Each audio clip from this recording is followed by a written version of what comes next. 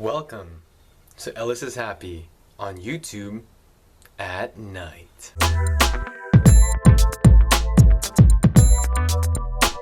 The following instruction or sharing of knowledge that I'm going to be sharing with you today is not necessarily to solve every problem that you have with your family or solve any problems at all, really.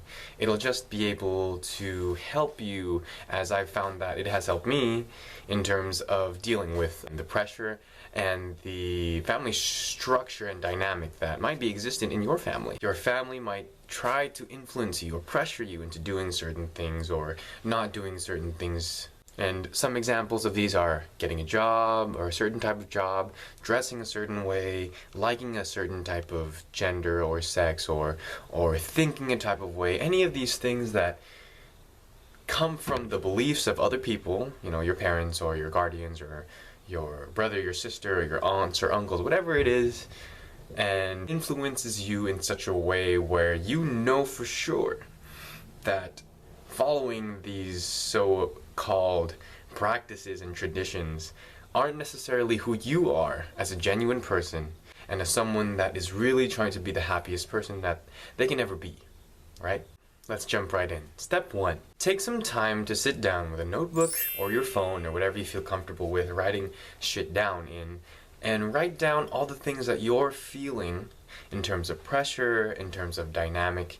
And when I say dynamic just meaning the things in the relationship with you and your family that exist. So for example, I don't know, I'll write down, my mom always talks about money, or my dad is always pressuring me to like women, or my brother is always trying to pressure me in trying to go to a prestigious school. You know, anything you can think of, write that shit down. Step 2. Now that you've written all these things down, these important things, take the time to, I'm going to use the phrase research. Do your research in asking your parents or asking your guardians or asking your family members about their story. Some important questions that could give you some very important answers are, for example, hey mom, I'm just curious in learning about my roots. Can you tell me more about your relationship with your parents? Hey mom, or dad, or guardian, or brother or sister, whatever it is there anything that your family forced you to do that you didn't really want to do? Hey mom and or dad, is there anything that your parents or your family limited you in doing or not doing? Step 3, and this step 3 is kind of in conjunction with step 2. As you listen to their story, try to remember what they're saying, try to remember the key components, anything that sticks out to you, because you're going to use this in the following step. And also try to take note of their tone, how they speak about certain events, especially how they speak about certain people, whether it be their parents, whether it be their siblings, and whoever falls in between that. So take note of that. That's very, very, very, very important. Step 4. Go back to your original list and start to draw conclusions.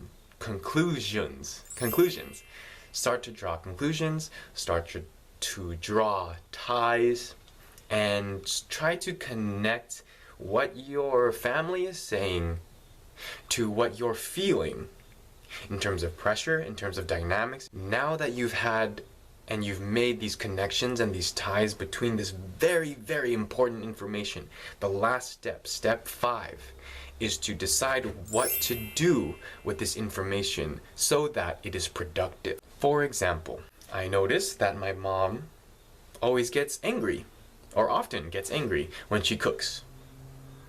In the conversation, I ask her, hey, did your parents ever cook? She says, oh, my parents never cooked for me, so I never learned how to cook. So I always feel like I'm always letting the family down because I don't really know how to cook and I don't really want to cook necessarily. So having all this information and all these steps, in step 5, I take the opportunity and the initiative to learn how to cook and enjoy how to cook in order to fulfill some type of role in my family.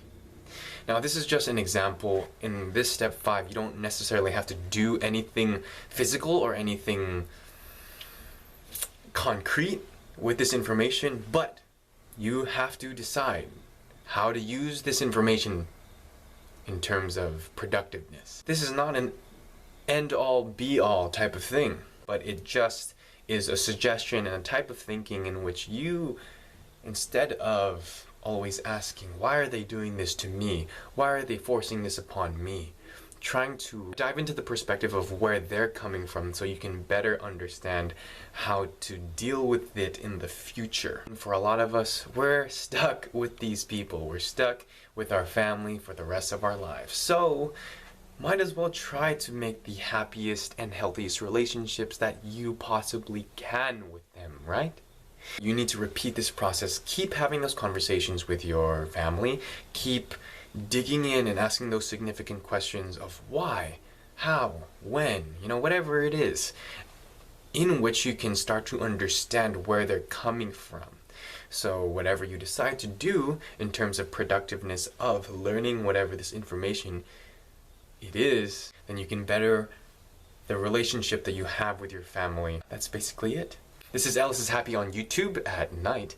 Like, comment, and subscribe. I'm always open for any of you to leave a comment below in what I should talk about next. I want to dive into what you're going through in terms of what you're struggling with your happiness, because my mission, my goal is to create a better world and help you find your happiness. And all the things I talk about, just know that I'm still struggling in implementing them in my life.